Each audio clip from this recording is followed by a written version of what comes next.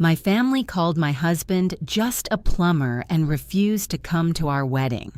My dad said, "You're an embarrassment."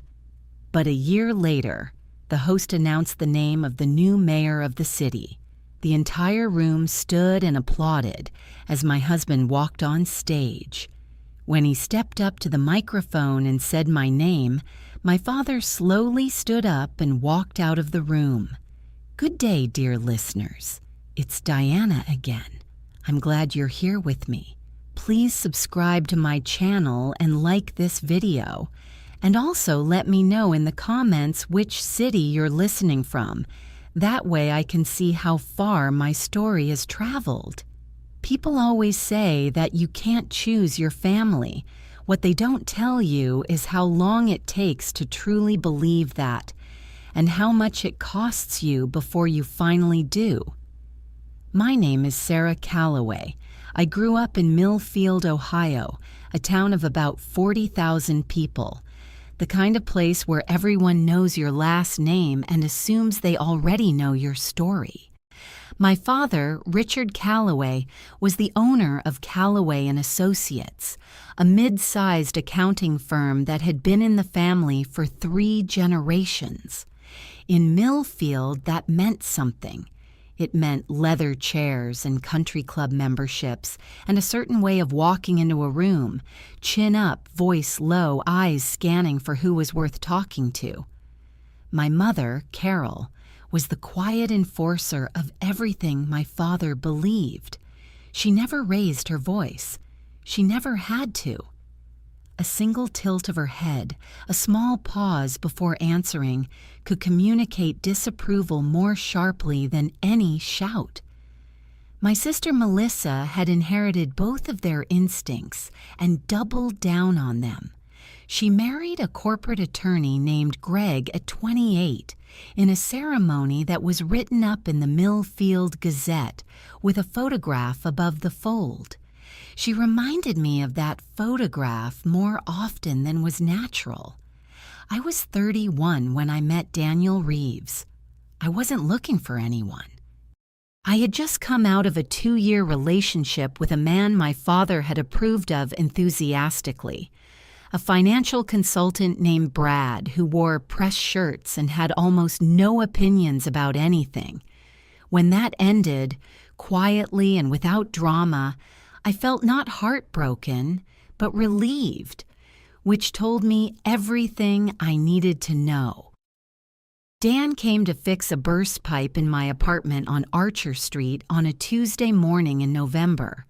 It was raining. He knocked on the door in a gray work jacket with his name stitched above the pocket, carrying a toolbox that looked like it had survived a war.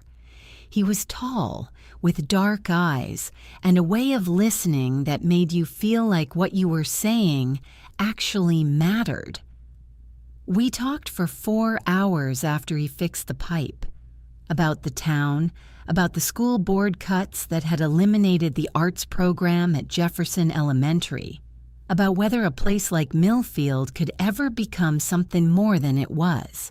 He had ideas, real ones, with specific details and timelines and names of people he'd already spoken to. By the time he left, I knew I was in trouble. We dated for 8 months before I told my family. I was not ashamed of Dan. I was strategic. I knew what was coming, and I needed time to become certain enough in what I felt to withstand it. I was right to wait, and it still wasn't enough. The first dinner was at my parents' house on Elmwood Drive. My mother had made pot roast. My father sat at the head of the table and asked Dan 3 questions: where he went to college, what his 5-year plan was, and whether he owned or rented. Dan answered all 3 honestly. Trade school, not college. He was thinking about running for city council. He rented, though he was saving. My father nodded slowly after each answer with the expression of a man receiving a medical diagnosis he had already expected. A plumber, my father said after Dan had gone home. Not cruelly, almost thoughtfully. That was worse. That's what you've chosen. I've chosen a person, Dad. A person with no degree, no property, and ambitions to sit on a city council in a town he's renting in. He picked up his coffee cup. I'm not angry, Sarah. I'm confused. Melissa called me the next morning. He seems sweet, she said, in the tone people use when they mean the opposite. Very salt of the earth. Over the following months, the comments accumulated like sediment. My mother asking whether Dan had looked into going back to school.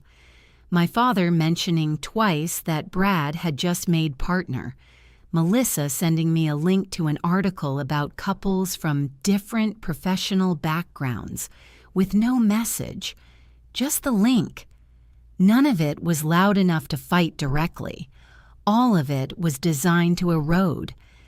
When Dan asked me to marry him, on the back porch of his rented house on a cold March evening, with a ring he had clearly thought hard about and saved longer for ease, I said yes before he finished the sentence. I told my family the following Sunday. The silence that followed was the loudest thing I had ever heard in that house. "We won't be there," my father said. He didn't shout. He never shouted. "I won't watch you do this to yourself. If you go through with this, that's your decision. But I want you to understand what it means. It means I'm marrying someone I love. It means," he said, setting down his fork with quiet precision, "that you are embarrassing yourself and this family." My mother looked at the tablecloth. Melissa looked at her phone. I stood up, thanked my mother for dinner, and walked out of the house on Elmwood Drive. We got married in June at the Millfield Botanical Garden with 43 guests, none of whom shared my last name. Dan's mother cried through the entire ceremony. My best friend Rachel caught the bouquet. The weather was perfect. I told myself it didn't hurt. I was only partially lying. The weeks after the wedding had a particular quality of silence that I hadn't anticipated. Not the silence of peace, the silence of an absence that had a specific shape to it, the shape of people who should have been there and weren't. Dan was extraordinary about it. He didn't minimize what had happened, and he didn't catastrophize it either. On the Sunday after we returned from our brief honeymoon in Asheville, he made breakfast, eggs, toast, strong coffee, and sat across from me at the small kitchen table and said, "Tell me how bad it actually is." So I told him. I told him that I had called my mother twice since the wedding, and she had not called back. I told him that Melissa had posted family photos from a 4th of July gathering on her social media that I had not been invited to, and that my Aunt Patricia had sent me a card that said simply, "We hope you find happiness," past tense already. I told him that my father had not contacted me once. Dan listened to all of it. Then he said, "What do you want to do?" That question sat with me for several days. What did I want? I had asked myself versions of that question my whole life, usually in the context of my family's expectations. What degree? What job? What kind of man? What kind of life? Now the question felt different, cleaner. My father had drawn the line. He had made the terms explicit, his approval or my marriage. I had chosen. The choice was made. What came next? I was afraid. I want to be honest about that. The fear was not dramatic. It didn't keep me awake or make me shake. It was quieter than that. It was the fear of having been permanently separated from something I had grown up inside of and not knowing yet what replaced it. I was 32 years old. I had a husband I loved, a small house we were renting on Birch Street, a job as a project coordinator at a nonprofit that funded literacy programs in the county. And somehow I still woke up some mornings feeling like I had made a terrible mistake, not because I doubted Dan, but because I didn't know yet how to construct a life without the architecture of my family's approval holding the walls up. But fear, I had learned, was not the same as weakness. Fear was information. It told you what mattered and what was at stake. And what my fear was telling me, clearly and consistently, was this: I was not willing to spend the rest of my life waiting for my father to decide I was worth forgiving. I started paying closer attention. Dan had been quietly working toward a city council campaign for months. I had known this. He had talked about it honestly from the beginning. But I had been so absorbed in the logistics of wedding planning and the emotional fallout from my family that I hadn't fully registered the scale of what he was building. He had been meeting with community organizers, attending public forums, knocking on doors in the Riverside district where the infrastructure had been neglected for years. He had a binder. An actual binder with precinct maps and voter registration data and a list of local issues ranked by resident surveys he had conducted himself on weekends. I sat down one evening and read through the whole thing. It took me 2 hours. When I finished, I looked up at him across the living room where he was on the phone with a volunteer coordinator named Marcus, and I thought, my father called this man a plumber, like it was a verdict. But here was someone who had done more substantive work for this town in 8 months than the Calloway family had done in 3 generations of comfortable respectability. That was the night my plan began to take shape. Not as a revenge fantasy, I want to be clear about that. It wasn't about proving anything to my father, at least not primarily. It was about something more practical and more important. Dan needed real support. Campaign support, organizational support, fundraising, community outreach, communication strategy. These were things I actually knew how to do. My work at the nonprofit had given me skills I had been using on other people's behalf for years. Why not use them for my own husband? I started small. I drafted a basic campaign communication plan and left it on the kitchen counter. Dan found it the next morning before I woke up. When I came downstairs, he was sitting at the table reading it with the same focused expression he got when he was working through a particularly complicated pipe system. "You map the whole South Precinct outreach," he said. I had time. He looked at me for a long moment. "Sarah, don't make it sentimental," I said, pouring my coffee. "It's a spreadsheet." He smiled. It was the particular smile that was only ever for me, the one that meant he understood exactly what I was saying and everything I wasn't. "Okay," he said. "Then let's build a real campaign." That morning, at the kitchen table on Birch Street with our coffee going cold, we started over. Not from scratch, from somewhere better, from the truth of who we actually were, without anyone else's definition of it. My father thought he had ended something at that dinner table.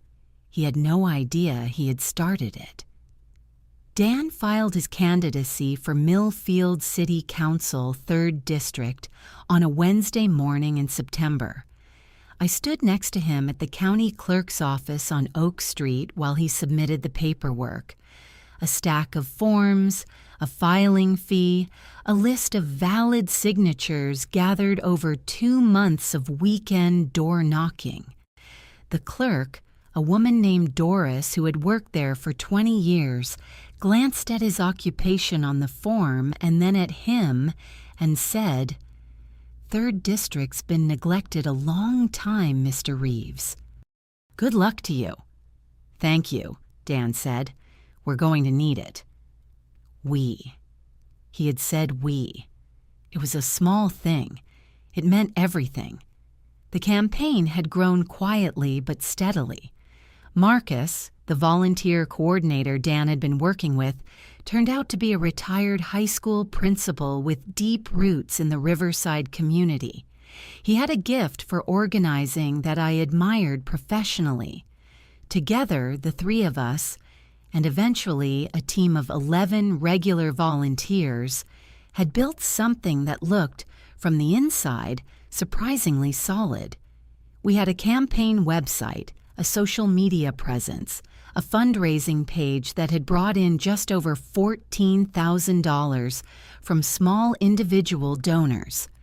We had a policy platform focused on 3 issues: water infrastructure in Riverside, small business licensing reform, and restoring funding to the after-school programs that had been cut from the city budget 2 years earlier. It was the kind of campaign that didn't make headlines. It made phone calls, it knocked on doors, it showed up.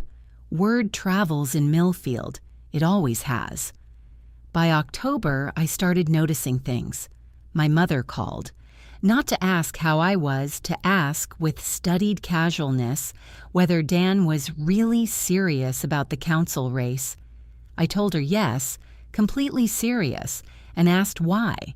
She said she'd heard something at the country club. I asked what she'd heard. There was a pause. "Just talk," she said.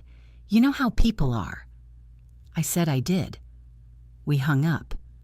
3 days later, Melissa texted me for the first time since the wedding. "Heard Dan is running for something? Is that true?" I confirmed it. The 3 dots appeared and disappeared twice before she responded. Interesting timing. I didn't reply. My father said nothing. That silence was more interesting than anything else. But it was Rachel who handed me the thing I hadn't known I was looking for. Rachel Chen had been my closest friend since graduate school. She worked in commercial real estate and had the instincts of a detective combined with the tact of a diplomat.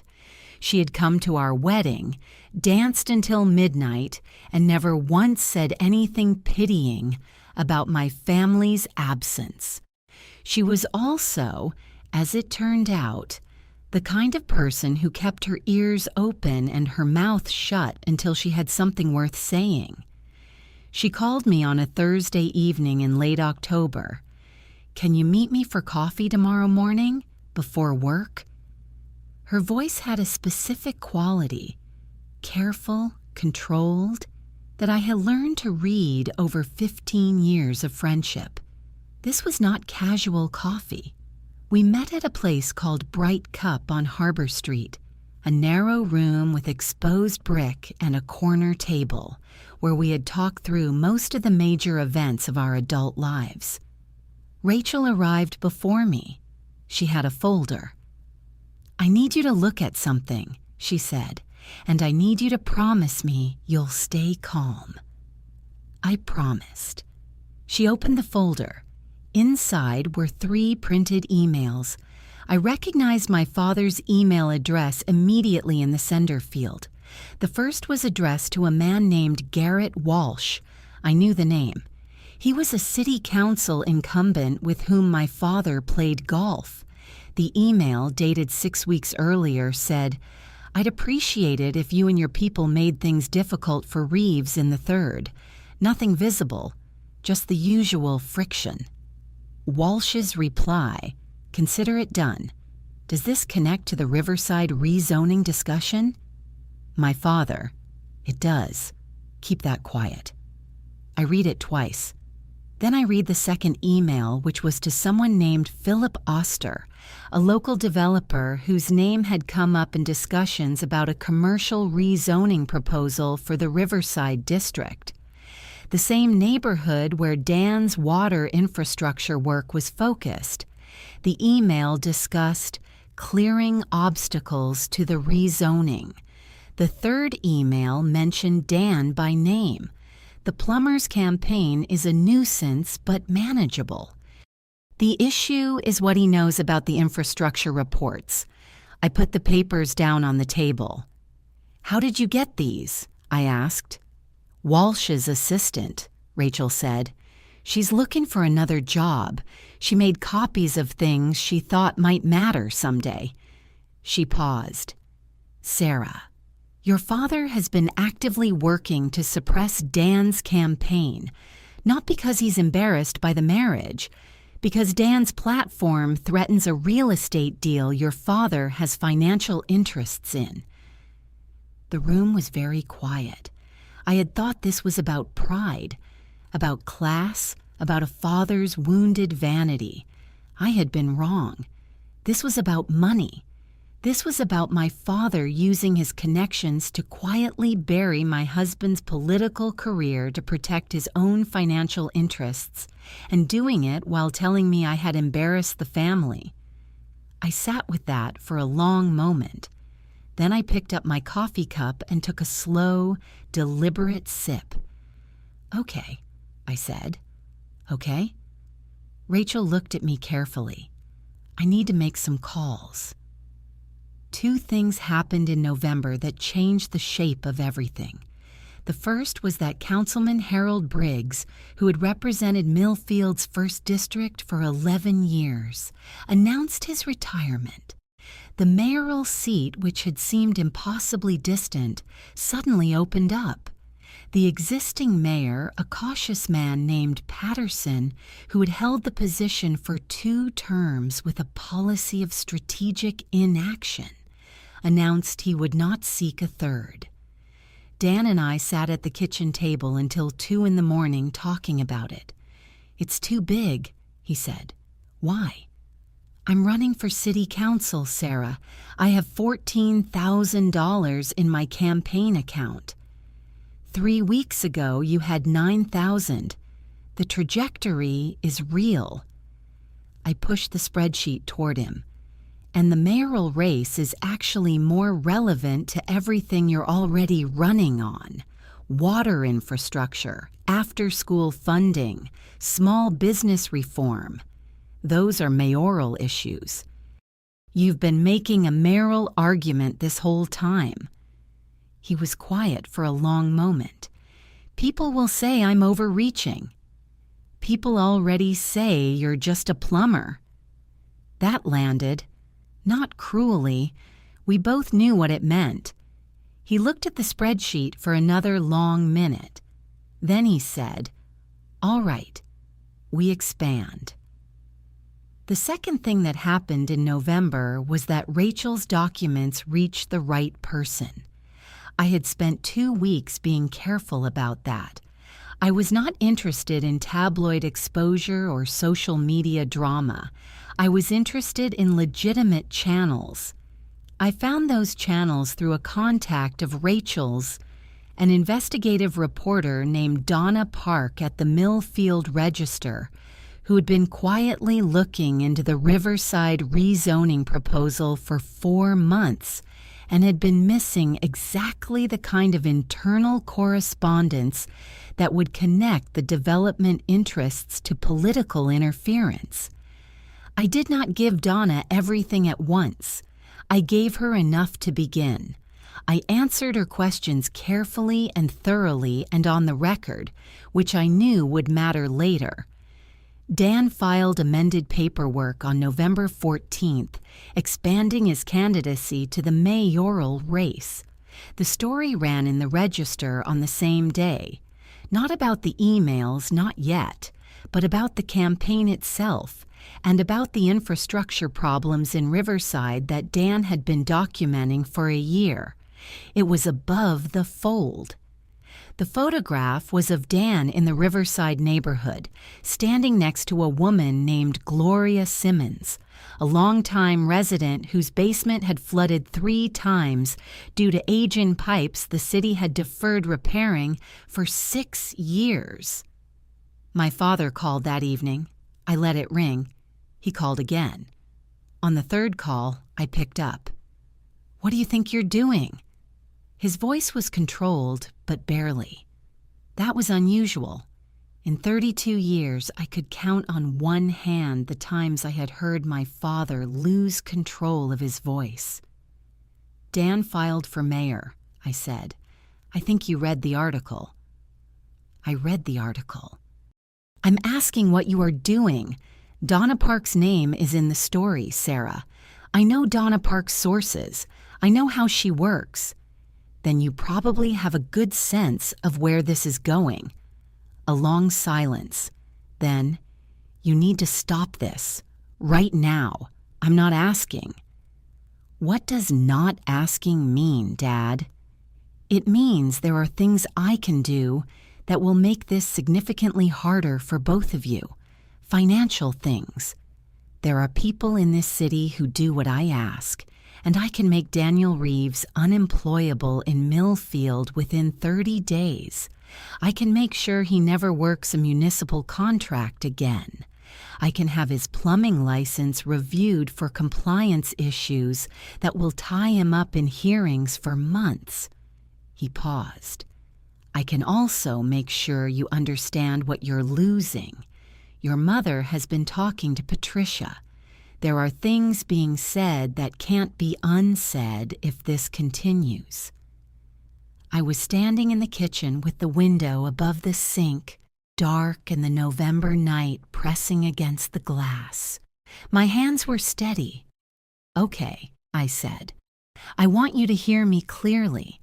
If you interfere with Dan's campaign through any of the channels you just described, I will ensure that Donna Park has everything she needs to publish a full story on the Riverside rezoning, your correspondence with Garrett Walsh, and your financial interests in Philip Oster's development proposal. That story will be fact-checked, sourced, and on the front page." I paused. "And I want you to know that I'm saying this not because I want to hurt you, but because you made a choice when you didn't come to my wedding, and I've made mine." The silence stretched out for almost 10 seconds. "You're making a mistake," he said finally. "I made peace with that possibility," I said. "Good night, Dad." I hung up. My hands were still steady. That surprised me. 3 days later, Melissa called to say that our father had decided to step back and that everyone hoped things wouldn't escalate further. It was the language of conditional retreat, not apology, not acknowledgement, just a repositioning. I thanked her politely and got off the phone. That weekend, Dan and I drove out to the state park west of town and walked for 3 hours without talking about the campaign once. We talked about a dog we might get someday. We talked about whether the sugar maples had peaked or were still turning. We ate sandwiches on a fallen log by the creek. Sometimes the bravest thing you can do is simply rest. 2 weeks of quiet followed. I had learned by then that quiet from my father did not mean surrender. It meant calculation. He was a patient man, 3 generations of patient men, really, men who understood that the most effective pressure was the kind applied slowly and from unexpected angles. The approach came through my mother. She called on a Sunday afternoon in early December, which was itself unusual enough to notice. My mother almost never called on Sundays. She considered Sunday a day for the family to be physically present with each other, and phone calls on Sundays had always carried a faint air of defeat in our household. She asked how I was. I told her I was fine.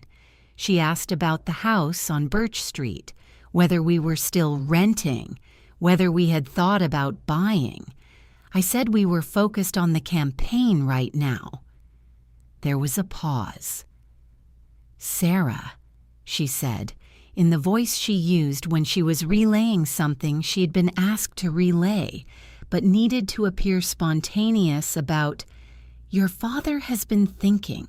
He wanted me to tell you, and he'll tell you himself if you're open to it, that he's willing to help, financially, with the campaign." I set down the dish I was drying. "He's willing to make a significant contribution to Daniel's campaign fund," she continued, "enough to be meaningful. He knows some people who would follow his lead. It could make a real difference." Another pause. "He just asks that you keep certain things, certain conversations you may have had recently between the family." There it was, clean and simple. My father was offering to fund Dan's campaign in exchange for killing the Register story. He was offering money for silence, delivered through my mother on a Sunday afternoon, wrapped in the language of family reconciliation. I took a breath. "Mom," I said carefully, "I want you to understand something. Dan's campaign doesn't need Dad's money, and the conversations I've had with certain people are not mine to retract. They were based on facts that exist independently of me." I paused. "Also, and please hear this as gently as I mean it, if Dad wants to talk to me, he can call me himself." She was quiet for a moment. "He thought you might feel that way." "Tell him I said hello." After I hung up, I stood in the kitchen for a moment and noticed something interesting. I felt nothing that resembled temptation. 2 months ago, I think I might have. 2 months ago, the combination of financial relief and the implied possibility of family peace might have cracked something in me. But I had been doing something in those 2 months that had changed the equation. I had been building something real, and it had made me less hungry for what my father was offering. What I had been building was, in the simplest terms, community. It had started at a campaign volunteer meeting in mid-November, a Tuesday evening in the basement of Grace Methodist Church on 4th Street. Folding tables and metal chairs and 37 people who had come out on a cold night because they cared about the after-school funding cuts or the water infrastructure or both. I had sat in the back with my clipboard and my contact list and watched Dan speak. He was good. I had known that.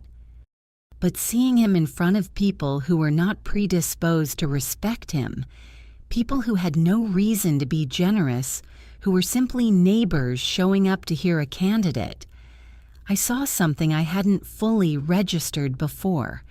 He made people feel like the problems they'd been individually managing were actually collective problems with collective solutions. He made them feel less alone.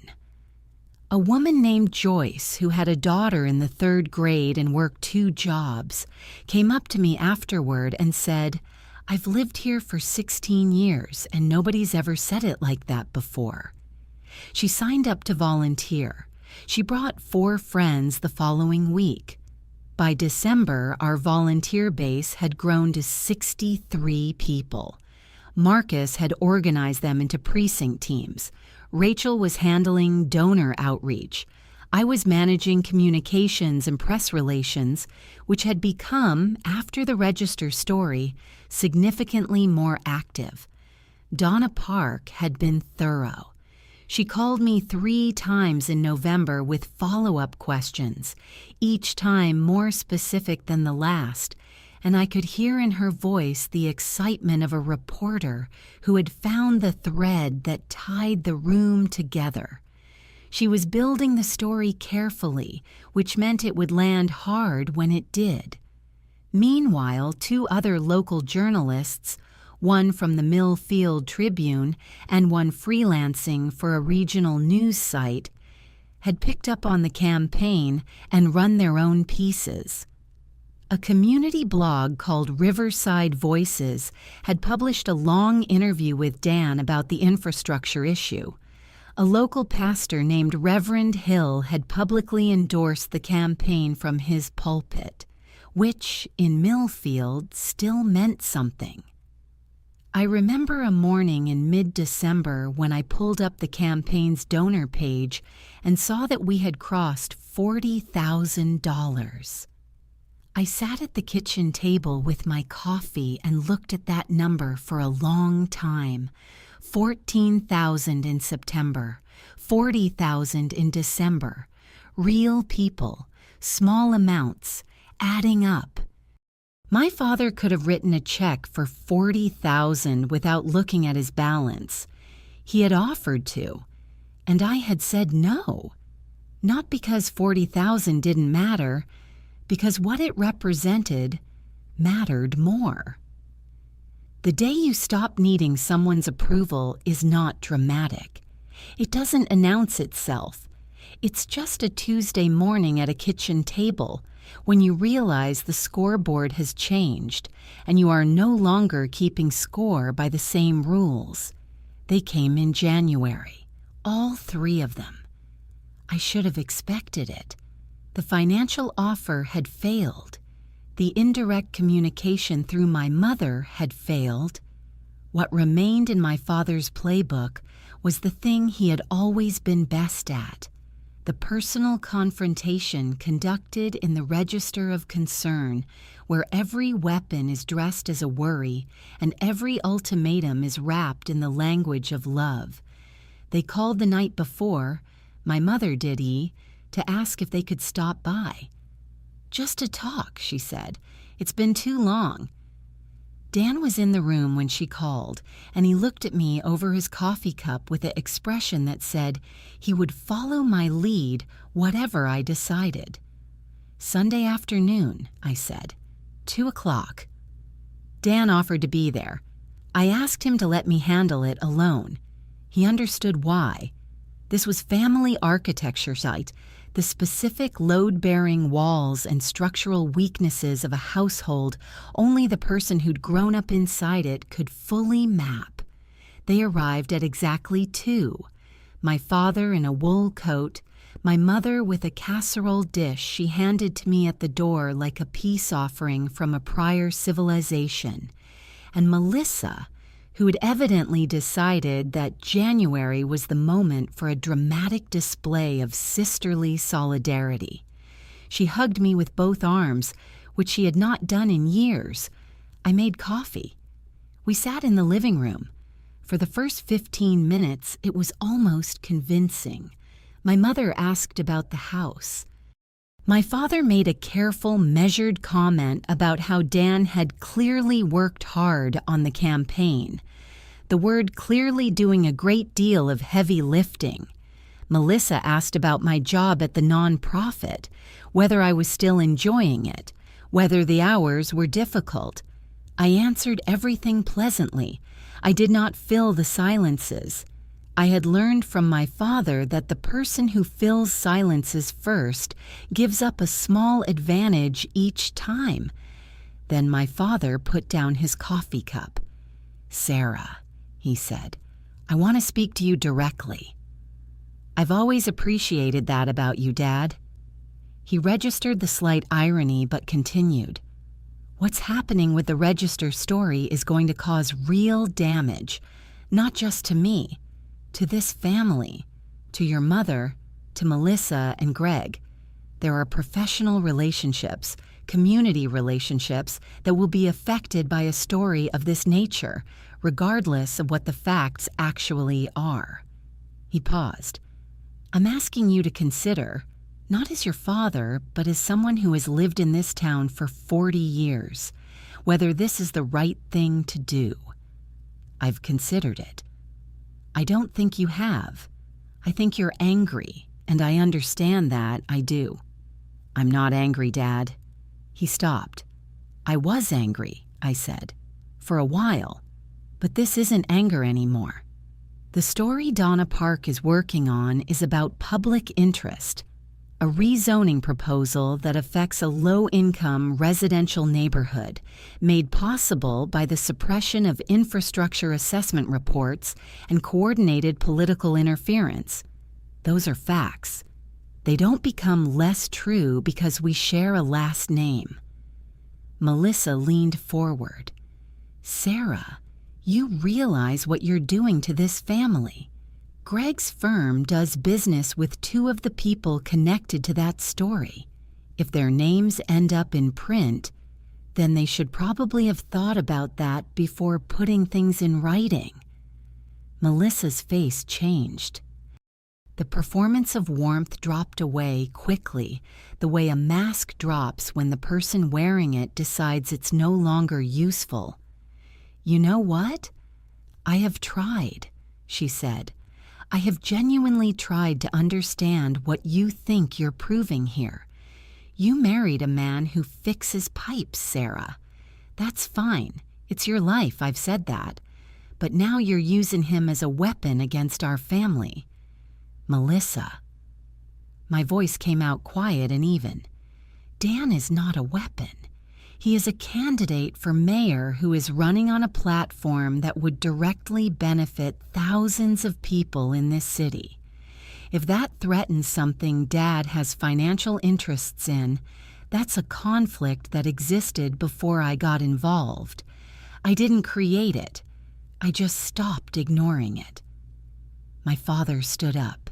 He did it slowly, with great deliberateness, the way he had stood at formal dinners my entire childhood when he wanted to indicate that a conversation was over. "I hope," he said, "that when this is behind us, you'll understand what you've sacrificed." "I hope so too," I said. He walked to the door. My mother followed, carrying the empty casserole dish she had never opened because I had never offered to heat it. Melissa paused at the door and looked at me for a moment with something on her face I couldn't fully read. Not quite anger, not quite sadness, something in between. "You've changed," she said. "Yes," I said, "I have." When the door closed, I stood in the middle of the living room for a long moment. And yes, there was fear. A cold, specific fear. The kind that comes not from imagining failure, but from understanding clearly that you have stepped past the last possible point of retreat. There was no version of what happened next where I came back from this. The bridge was gone. But the fear had an edge to it that surprised me. A sharpness that felt, if I was honest, less like dread and more like clarity, like the moment before something finally begins. I went to the kitchen and called Rachel. "They came," I said. "How did it go?" "It went exactly the way it was always going to go," I said. "We're ready." Donna Park's story ran on a Thursday morning in February, 6 weeks before the election. It was everything she had promised it would be. Meticulous, sourced, and devastating. The headline read, "Riverside Rezoning." How political interference and private interests shaped a public infrastructure crisis. The story ran 4,000 words, above the fold, with a sidebar that mapped the financial connections between my father's firm, Philip Oster's development company, and the 3 city council members, including Garrett Walsh, who had voted to defer the Riverside infrastructure assessment. Donna had found 2 additional sources beyond what I had provided her. The emails were reproduced in partial quotation, attributed to documents obtained by the Register. My father's name appeared in the 7th paragraph. By noon, the story had been shared over 400 times on social media. By evening, it had been picked up by a regional news aggregator. Garrett Walsh's office issued a statement saying he was reviewing his involvement. Philip Oster did not comment. My father's firm issued no statement.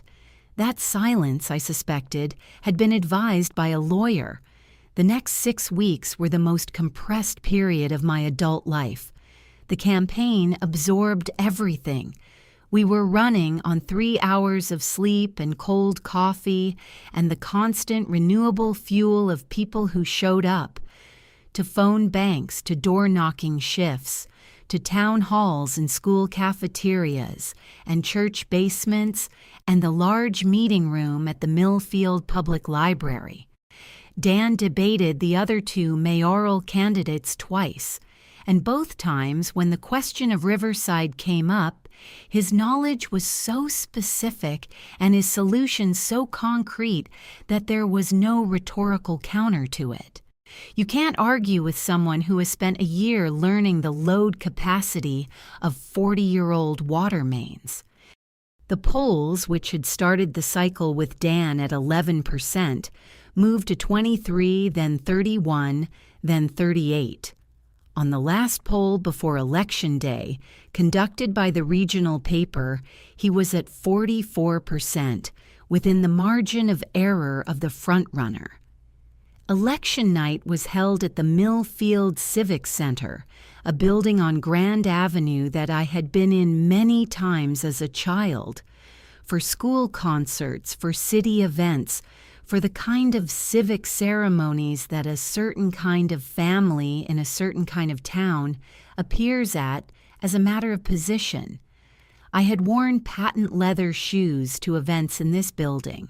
I had sat in the front rows with my parents and clapped politely for people my father knew.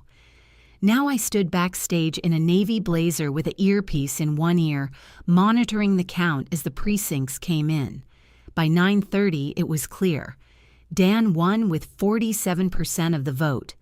A plurality in a three-candidate race, clean and unambiguous. When the final numbers were confirmed, Marcus grabbed my arm, and Rachel, who had been standing beside me, put her head on my shoulder for exactly 3 seconds, which was how long she permitted herself emotional displays in professional settings. Dan found me backstage. He held my face in his hands for a moment without saying anything. Then he said, "I need you to stand next to me."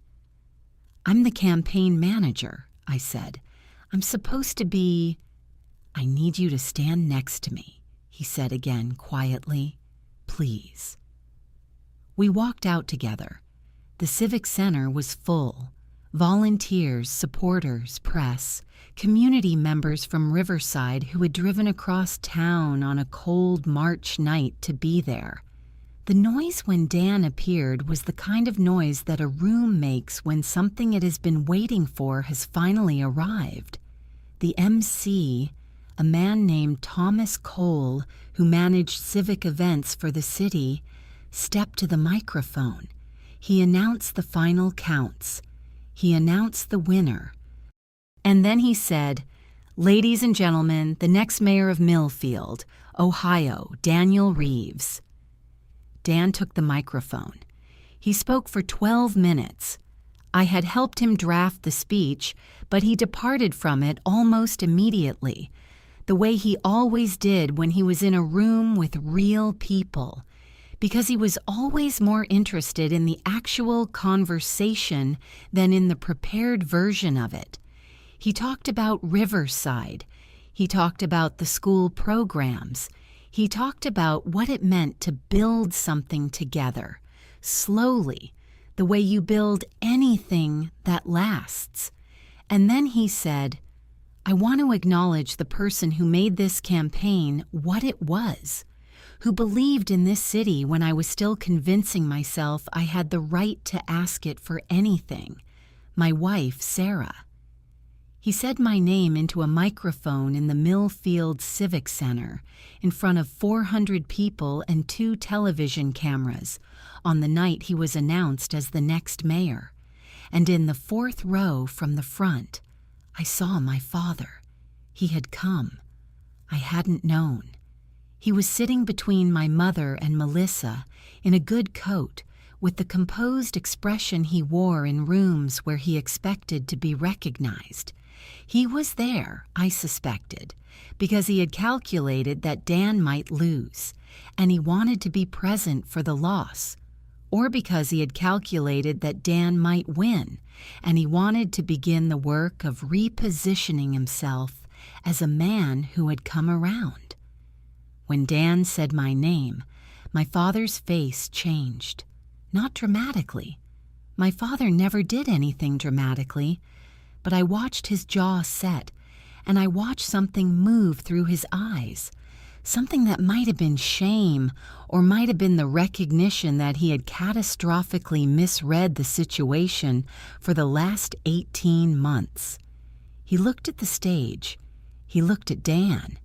He looked at me. Then he stood up slowly, the way he had stood at that dinner table 11 months ago, with the same deliberateness, the same sense of occasion. He buttoned his coat.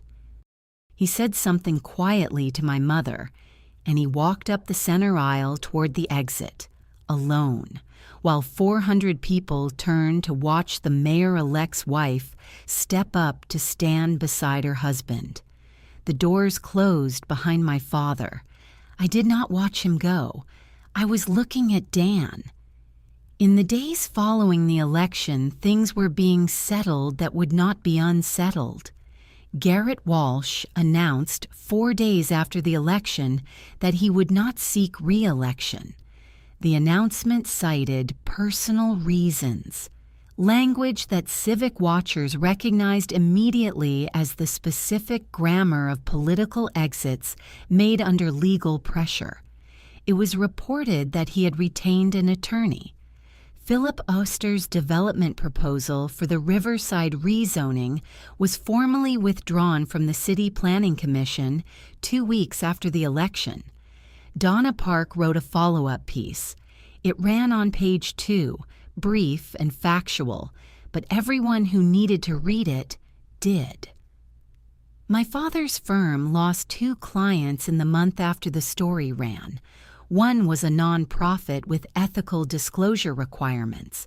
The other was a regional bank whose compliance office had reviewed the register coverage and decided the association was problematic. These things are never publicized. They are simply the quiet rearrangement of a professional landscape that had previously included you and now, incrementally, does not. My father did not call me after election night. When he finally did 3 weeks later, it was a short email, no subject line, 3 sentences, saying he'd been doing a lot of thinking and hoped we could talk when I was ready. I wrote back. It took me a long time to find the right words, not the satisfying ones, but the true ones. I told him I was willing to talk honestly, not to relitigate decisions or assign blame, but to begin from the truth of what had happened. I told him that Dan was the mayor of Millfield, that I was proud of him, and that whatever came next between us would need to start with that fact on the table. I sent it. I closed the laptop. The formal transition began in April. On Dan's first day in the mayor's office, he asked me to come with him. We walked in together up the steps of City Hall on Oak Street, through the lobby where portraits of every previous mayor hung in chronological order. They were all men. They were all in suits. They were all, from what the portrait suggested, the kind of men my father would have recognized as legitimate. Dan stopped in front of them. He was wearing the same gray jacket he'd had on the day he came to fix my pipe on Archer Street. Not as a statement, but because it was his jacket and he liked it. "What are you thinking?" I asked. "That I'm going to need a new portrait photo," he said and smiled. That evening, Marcus and the volunteer team gathered at Dan's mother's house. 20 people, food from every family in the room, the ease of people who had worked through something difficult together and come out the other side with their respect for each other intact. Joyce, the woman from that first November meeting who worked 2 jobs and had a daughter in 3rd grade, pulled me aside when I arrived. "My daughter's school is getting the arts funding back," she said. "She doesn't know it's connected to any of this. She just knows she gets to take painting." I thought about a third-grade girl with a paintbrush, a neighborhood where the pipes would finally be repaired, a city that had decided in a cold civic center on a March night that it wanted something different. My father had said plumber like it was a verdict, but a plumber is someone who understands the infrastructure that the house depends on, who does the work that keeps everything running while the people upstairs don't think about it. That had never seemed like an insult to me. I drove home down Birch Street with the windows down, even though it was cold. I wanted to feel the air of the town I lived in. Spring came to Millfield that year with the particular sweetness of a season that feels earned. We bought a house on Crescent Street, white with blue shutters, a backyard creek, a kitchen window that caught the morning light perfectly. We got a dog named Fletcher, who had strong opinions about squirrels. I became deputy director at the nonprofit and launched an after-school literacy initiative, funded partly through the new municipal budget Dan had pushed through in his first 6 months. Dan was a good mayor, consistent, not flashy. The Riverside Water Infrastructure Project was approved in July. $2.3 million, an end to a decade of flooded basements. At the groundbreaking, Gloria Simmons shook Dan's hand with both of hers. As for my family, there was no single collapse. Life rarely works that way.